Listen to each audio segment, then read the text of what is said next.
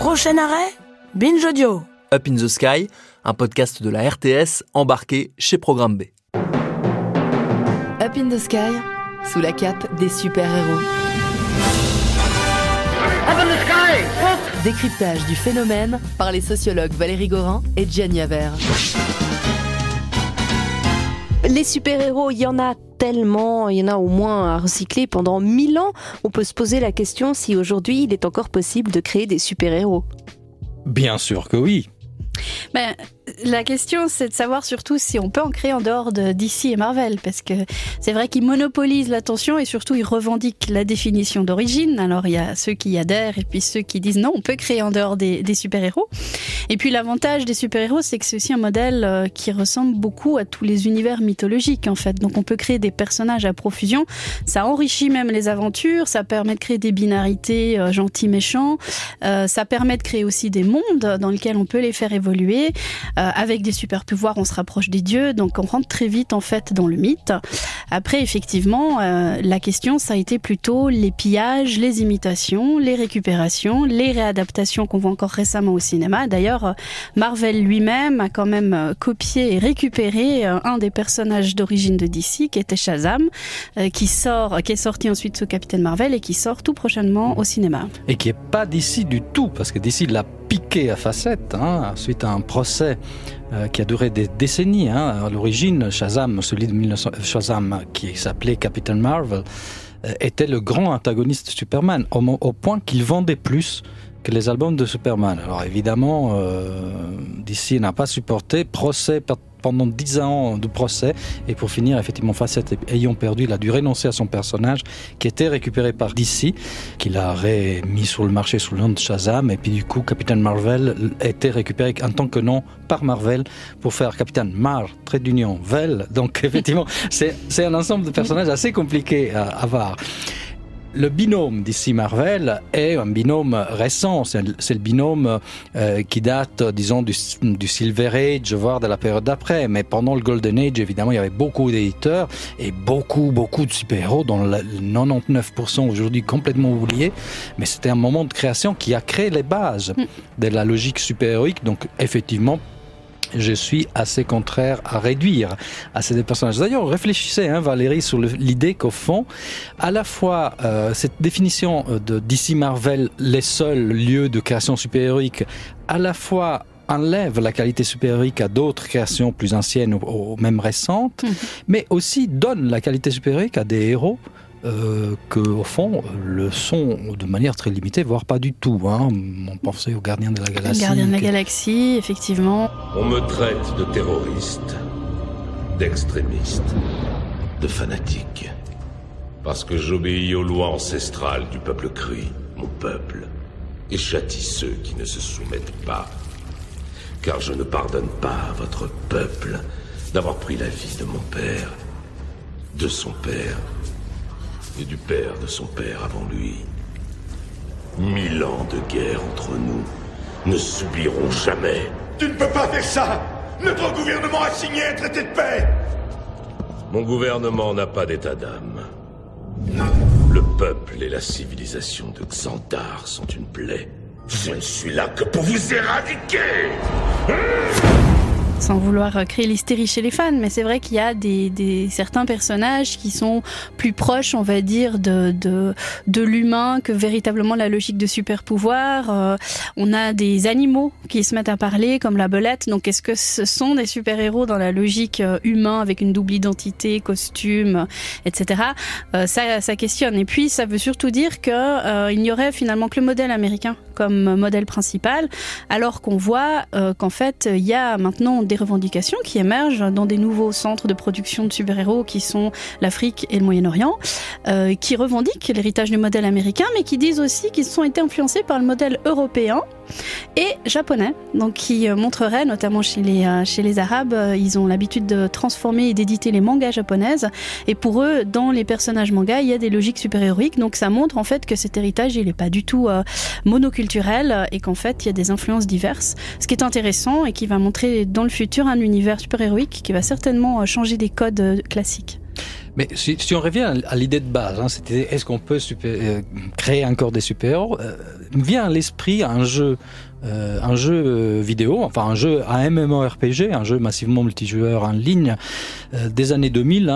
Il a été lancé en 2005, il a été fermé en 2012, qui s'appelait City of Heroes, et c'est intéressant de voir qu'ils appellent ça Heroes et non pas Super Heroes, parce que le terme est couvert par copyright aux États-Unis. Et c'est le classique jeu dans lequel on va créer un avatar. Donc on rentre dans le jeu. Alors on choisit déjà, un peu comme dans d'autres jeux, on choisit l'Alliance ou la Horde. Là on choisit les super gentils ou les super méchants. Et on a la mise en place du personnage, la création du personnage. Donc un écran avec un corps qu'on commence à modifier, des accessoires qu'on peut, des colorations. Et ce jeu qui est différent, qui a des nuances différentes entre super-héros et super méchants, et qui montre bien qu'à la fois il y a des caractéristiques qui sont là, qui sont limitées, qui sont données, qui sont visibles, reconnaissables, et en même temps une combinaison quasiment infinie de ces éléments reconnaissables et déclinés dans les deux variantes qui ne donnent pas la même chose, montre bien qu'au fond l'univers super-héroïque a défini un visuel à la fois déclinable et à la fois extrêmement limité et reconnaissable. Après, avec le cinéma, on a des réadaptations qui font évoluer les personnages, alors qu'ils vont soit les faire découvrir à un public qui est complètement néophyte et qui ne connaissait pas du tout les BD d'origine, donc ils vont vraiment avoir l'impression qu'il y a des nouveaux super-héros qui ont été inventés. Je pense récemment au phénomène Venom, qui n'aurait probablement jamais vu le jour s'il n'y avait pas eu toute cette vague de films super-héroïques au cinéma. Je m'appelle Eddie Brock, je suis journaliste. C'est plus fort que moi, j'enquête toujours sur des choses que la police néglige. J'ai découvert quelque chose de vraiment moche. Et on peut dire que j'ai été... Eddie. Qui a dit ça? Pris. Ou des plus anciens comme Daredevil qui avait été complètement oublié, ou Bucky le Winter Soldier qui a été fait justement parce qu'il y a eu Captain America. Mais il y a surtout des phénomènes qui laissent à penser que peut-être, effectivement, même dans la grosse industrie Marvel et DC, ils vont peut-être penser à créer des nouveaux personnages. Je pense au succès de Black Panther, qui profite beaucoup de la niche en ce moment des fans de super-héros dans l'Afrique anglophone, qui font qu'effectivement, il manque de personnages super-héroïques africains auxquels ils peuvent s'identifier. Donc peut-être qu'il y en aura qui vont être Sa sœur, non? Il n'y a pas la sœur de Black Panther qui va être l'objet d'un film? Alors il m'a semblé avoir vu en fait la sœur qui est geek, ingénieure. Il m'a semblé avoir vu qu'elle serait l'objet bientôt d'une adaptation avec son film à elle. Alors ça c'est bien, c'est un personnage secondaire duquel on va finalement tirer une histoire, mais on peut imaginer la création de nouveaux super-héros africains. Et c'est en tout cas le cas pour des super-héroïnes musulmanes. Il y a effectivement une vague, alors ça a été fait déjà il y a quelques années en arrière avec une super-héroïne chez les X-Men qui s'appelle Dust, qui est afghane, voilée, qui a été créée en 2002, donc tout de suite après le 11 septembre. Donc on peut y voir ici effectivement un effet lié plutôt à la géopolitique et puis à l'intérêt de vouloir marquer finalement une nouvelle niche en termes de marketing, qu'est le Moyen-Orient, en présentant finalement des super-héroïnes voilées, musulmanes, qui restent finalement très incarnées dans les valeurs américaines, mais qui se rapprochent de l'identité des jeunes filles qui vivent dans un univers non blanc, américain, protestant. Et puis plus récemment, il y a effectivement... une nouvelle héroïne qui a été annoncée chez Marvel, notamment, qui va lancer le personnage de Kamala Khan, qui est une lycéenne, une pakistanaise, elle est musulmane, alors elle porte des collants roses et un loup vénitien, elle n'aura pas de voile, mais ce qui est intéressant, c'est de voir comment est-ce qu'ils vont décliner justement son identité musulmane. Ça reste des personnages extrêmement mineurs, donc on n'est pas en train de bousculer complètement l'univers DC ou Marvel avec des personnages qui vont tout d'un coup revendiquer une religion ou une spiritualité particulière, mais qui montrent en tout cas qu'ici il y a clairement l'effet marché qui fonctionne beaucoup. Bon, ceci dit, les limitations en fait dues au culte et aux religions, elles sont rarement visibles dans les super-héros, c'est-à-dire qu'on voit jamais les super-héros manger, donc on ne sait pas finalement s'ils évitent le porc, on les voit pas prier, donc il ne sait pas si 6 fois par jour ils doivent s'arrêter d'aller pourchasser le méchant pour aller prier, donc tout ça est relativement facile à mettre en place en fait. Oui, mais on affiche peu, effectivement, en tout cas sur les éléments de la vie quotidienne, c'est très peu marqué. Sur la dimension religieuse, c'est très très peu marqué. La religion apparaît finalement plutôt dans les valeurs, voire dans certains plans de la mise en scène qui font parfois référence à des dimensions christiques. On en parlera sur la question de la mort, notamment.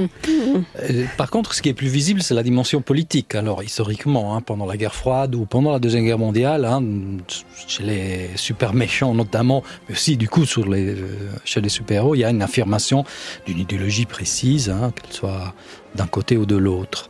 Ce qui est intéressant aussi, que cet univers de création que Valérie évoquait s'exprime effectivement par des nouveautés, par des choses qui sont continuées à créer. L'univers des X-Men, par exemple, est un chantier constant de création, mais aussi de récréation, parce qu'au fond, aucun super-héros est resté identique à lui-même au travers des années. À chaque adaptation cinématographique ou même chaque fois qu'un nouveau dessinateur, un nouveau scénariste prend la plume, il faut mettre sa marque, il faut au fond donner comme ça un élément de plus, et on a vu effectivement des super-héros changer de manière importante. Tous ces changements d'ailleurs parfois, on peut les renvoyer aussi vers la société civile. On a parlé déjà dans une émission précédente des real-life super-héros qui s'inventent des identités super-héroïques, mais il y a eu aussi une télé-réalité américaine en 2006, adaptée aussi en France à un certain moment, et qui s'appelait « Qui veut être un super-héros ?» je crois, quelque chose comme ça, et avec un jury présidé par Stan Lee, donc pas n'importe qui, un côté américain, et dans lequel les concurrents, les participants proposaient une figure super-héroïque qui était plus ou moins appréciée par le jury, et donc un peu... sur le mode qui a un incroyable talent. Voilà, exactement. Donc buzzer ou pas buzzer. Somewhere inside all of us lives a hero. It's the opportunity of a lifetime. I want to be a superhero. In a contest unlike any other, one winner will have their character immortalized in an original comic book by Stan Lee, the mastermind behind the greatest superheroes in history. Après, on peut décliner ça aussi sur le mode de l'humour, tous ces super-héros. Bien sûr. Ou du cosplay, certainement. Ouais. Mais sur de l'humour, évidemment, je pense que là, tu fais allusion aux parodies, aux imitations qui ont marqué un peu l'histoire. Je dirais surtout de la deuxième arrivée européenne des super-héros, même s'il y a déjà des personnages ironiques dans les années 40-50 aux États-Unis. Mais ici, on se rappellera avant tout de Super Dupont. Valérie, je pense que tu vas en parler un peu. Moi, j'évoque les Italiens. Il y a un personnage qui est très sympathique, qui apparaît tout au début des années 70, c'est-à-dire à l'arrivée des super-héros du Silver Age en Italie. C'est en 71 que Max Bunker, qui est un dessinateur magnifique, italien, hélas pas assez connu à l'étranger, crée Super Ciuc. Ciuc, un Vénitien, ça veut dire quelqu'un qui est blau, qui est sous. Donc Super Ciuc, grâce à la consommation immodérée d'alcool de mauvaise qualité, a développé une haleine fétide qui est capable de terrasser à distance de nombreux adversaires. Alors la caractéristique de Super Ciuc est que c'est un Robin Hood à l'envers, il vole aux pauvres pour donner aux riches. Ah, c'est bien ça. Donc voilà, un personnage extrêmement ironique. Et pourquoi vous vous fichez toujours de moi? C'est vexant à la fin. Je suis un super-héros, moi aussi, j'ai des pouvoirs. C'est vrai? Genre quoi? Tout a commencé lorsque je n'étais âgé que de 13 ans. Un jour, je me promenais avec des copains et je lâchais accidentellement des gaz. Et oui, avec la maladresse de tous les adolescents, je faisais porter le chapeau à une bohémienne qui passait à ce moment-là. Monumentale erreur! La bohémienne me jeta un sort maléfique. Petite démonstration? Non, c'est pas la peine. Non, pas de démonstration. Nécessaire. Alors voyons. Distance 7 mètres. Vitesse de l'air normale. Compensée par la climatisation. Tire sur mon doigt. Ne fais pas ça. Oh, grand Dieu.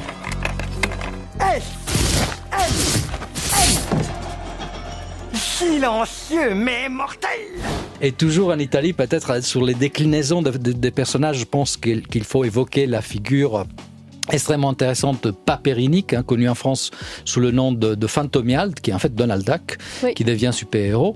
C'est l'école italienne Disney qui crée ce personnage. Il est scénarisé par Guido Martina et il est dessiné par Giovanni Battista Carpi, qui sont à la base de la récréation du personnage de Donald Duck en Italie. Et c'est un personnage extrêmement hybride, à la fois inspiré par Fantomas ou par le personnage italien qui s'appelle Diabolique, qui est un super criminel, mais aussi par Batman, et qui aura une évolution de plus en plus super-héroïque qui va le porter après à avoir des albums qui ressemblent beaucoup à des comics qui s'appellent P.K. en Italie, Power Duck en français. C'est resté Papérinik en Italie. Mais en Italie, ils avaient le droit d'utiliser l'image de Donald, leur dessiner ? Ils étaient mandatés pour ça. Et 80% des histoires dessinées de Donald sont produites dans l'après-guerre en Italie. Disney tu veux dire que nous, les Picsou Magazine qu'on lisait quand on était enfant, c'était italien ? C'est italien, ouais. Ah là là, dis donc. Il y a toujours Banks qui fait du Donald Duck aux États-Unis, mais les deux personnages, le Donald Duck italien et le Donald Duck américain, vont évoluer de manière relativement différente, au point que c'est assez facile de reconnaître quand c'est une histoire américaine, une histoire italienne. Mais ce que nous connaissons pour l'essentiel était produit par Mondadori en Italie, qui avait à l'époque le mandat de Disney pour produire ces histoires. Mais j'imagine qu'après, pour des questions de distribution, il a fallu développer des marchés un petit peu ailleurs qu'aux États-Unis, parce que c'était pas forcément évident. Est-ce qu'on connaît d'autres marchés qui se sont développés ? Oui, notamment beaucoup le marché asiatique. Plus récemment, on parle beaucoup du Moyen-Orient, avec deux grands centres qui sont l'Égypte et puis les Émirats Arabes Unis, où il y a un lectorat qui grandit, et puis aussi plus récemment l'Afrique. Et ça vient non pas de l'industrie Marvel ou DC, c'est plutôt un phénomène plus récent. Il y a notamment à Lagos, dans le Nigeria, en termes artistiques, en termes musicaux en général, c'est un pays extrêmement vivant et beaucoup plus dynamique que ce qu'on pourrait imaginer, et notamment justement dans la récupération, l'imitation et le détournement de modèles culturels américains, dont les super-héros. Il y a une maison d'édition qui s'est créée, qui s'appelle Comic Republic, créée par un jeune dessinateur, Jade Martins, qui a lancé d'abord, il crée des super-héros et des BD comics, mais qui sont uniquement en ligne. Donc on peut pas avoir de version papier. Et puis alors le lectorat a démarré très faiblement, mais il grandit. Apparemment, il parle autour de 30 000 lecteurs par année, dont une grande partie se situe aussi aux États-Unis. Et les super-héros qui sont créés par cette maison d'édition sont essentiellement des super-héros qui portent les valeurs nationales nigérianes.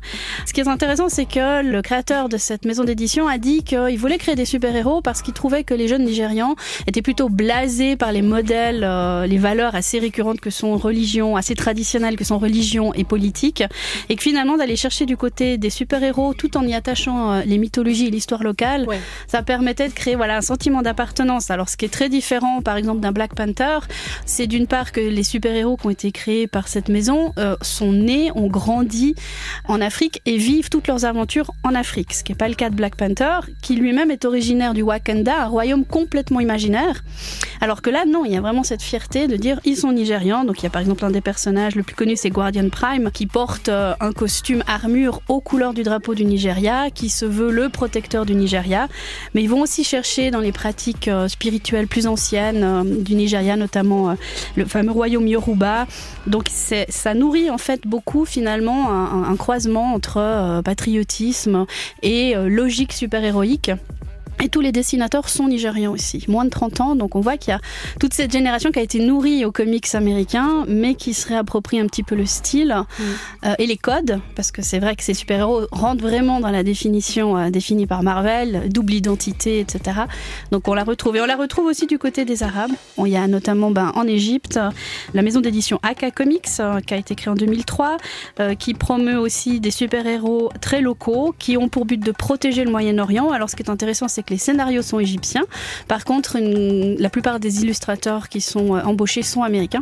Et on retrouve d'ailleurs des illustrateurs très connus, mais là aussi on voit un peu un mélange avec la mythologie, l'histoire locale. Les super-héros sont inspirés des pharaons, des princesses. Aux Émirats Arabes aussi, effectivement. Premier grand super-héros avec une logique pan-arabique qui est inspiré d'un poète guerrier du 6e siècle qui s'appelle Antara, qui effectivement se présente comme le premier grand super-héros dans une maison d'édition d'édition qui est basée aux Émirats arabes, donc ça c'est intéressant de voir qu'il y a aussi un marché qui se développe là-bas et qui à la base était spécialisé dans la traduction de manga justement. Donc voilà, cette maison d'édition, elle revendique des super-héros plutôt basés sur des modèles américains et japonais et européens. Donc ce sera intéressant de voir comment ça évolue. Pour l'instant, on reste finalement dans des clichés assez traditionnels. Ils ont une armure, ils ont une cape, ils ont une double identité. Donc on retrouve finalement des choses qui sont pas très différentes de Superman. Mais c'est intéressant du point de vue de ce qu'on appelle l'appropriation culturelle. C'est-à-dire que les États-Unis ont tellement pompé finalement que la culture européenne est une culture tardive par rapport à la culture arabe, à la culture égyptienne, à certaines cultures asiatiques et plein d'autres cultures. On n'a fait que pomper ces cultures. C'est quand même plutôt sympathique de voir qu'aujourd'hui ces cultures-là commencent à se réapproprier tout ça, non ? Oui, tout à fait. Et c'est intéressant parce que ça se passe au même moment où d'un côté on a des groupes comme Marvel qui créent des nouveaux super-héros pour intéresser des marchés qui sont arabo-musulmans par exemple, donc qui se font de l'appropriation culturelle. Ou chinois récemment. Ou chinois. Ce qui va être intéressant, c'est de voir comment est-ce qu'ils vont travailler ces super-héroïnes, notamment sur la question religieuse et le voile. Et de l'autre côté, on a effectivement des nouvelles niches qui sont arabes ou africaines, qui créent des super-héros avec inspiration américaine, mais peut-être dans 10 ou 15 ans, ils auront complètement, ils se seront finalement coupés de ces origines américaines pour voir finalement comment est-ce qu'ils peuvent créer peut-être des nouveaux codes ou des nouvelles définitions super-héroïques hors américaines. Je suis taureau Azor, j'adore tuer les taureaux. Bonjour, amis combattants du crime, je suis Radioman. Et moi, Lanterne. Je suis Balai Éponge, vous sentez son pouvoir ? Oui. Je suis Vengeur sans règle. Je ne travaille que 4 jours par mois. Donc Jenny, tout à l'heure, tu as expliqué que le terme super-héros était, on peut le rappeler, on l'a déjà dit, en fait, était protégé au sens légal. Aux États-Unis. Aux États-Unis. Ça ne marche pas forcément en Europe. On peut évoquer le terme super-héros en Europe. Alors après, dans le détail, les choses légalement m'échappent. Mais disons, il y a clairement une tentative, et le nom a été déposé, de Marvel DC, de dire en fait c'est nos créations qui correspondent au terme de super-héros. Ça bloque quand même pas mal le marché, parce que tous les autres super-héros qui ont été créés par les anciennes maisons d'édition, ceux-là, finalement, ils sont dans la nature, ils ont été finalement tous rachetés un petit peu par DC et Marvel. Il y en a encore libre de droits, en fait, parce que les droits sont arrivés à la fin et personne ne les a rachetés. Donc, typiquement, il y a des sites ou des lieux d'échange de fans de ces comics du Golden Age qui peuvent très bien mettre en ligne des albums complets sans risque de se faire poursuivre. Alors par contre, certains ont été rachetés. Effectivement, les héros plus connus de l'époque ont été rachetés, mais beaucoup sont finis dans le domaine public. Après, le fait d'être aussi protégé par un copyright ne protège pas forcément non plus, surtout à une époque où le super-héros appartient encore à une création au fond bas de gamme dans l'industrie culturelle. Donc dans les années 70, des pays comme la Turquie produisaient toute une série de films Superman, en l'appelant Superman, donc au pluriel, qui était exactement une copie conforme, sauf qu'il avait une tête moins wasp que l'original. Et qui faisait des aventures tout à fait semblables en volant sur Istanbul et en sauvant la veuve et l'orphelin. Dans le prochain épisode de Up in the Sky, on s'intéressera justement à un pan très important de la vie des super-héros, c'est leur mort. Ama onları kötü yollarda kullanırsan Krypton'un bütün laneti senin başına yağar. Seni yeryüzünde ancak Krypton taşını elinde bulunduran insan mağlup edebilir.